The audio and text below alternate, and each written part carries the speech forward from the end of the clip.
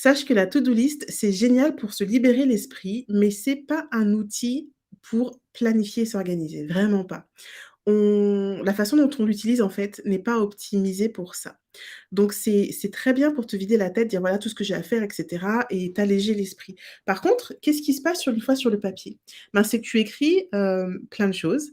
Tu vas écrire, remettre mon site à jour, appeler mon frère, réserver ceci, faire ci, faire ça.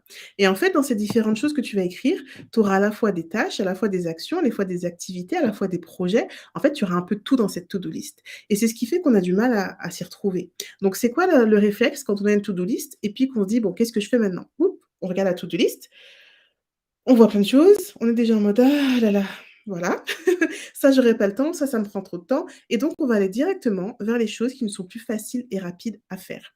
Et donc les choses qui vont demander plus de temps, plus de réflexion, qui vont demander un découpage, une planification, on va les mettre de côté et c'est les choses qui vont traîner, traîner, traîner sans arrêt.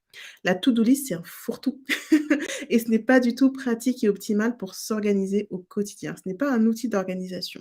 Je l'utilise moi dans ma méthode d'organisation pour justement vider l'esprit, faire le dépôt d'idées, je vide mon cerveau, j'écris tout ce que j'ai à faire.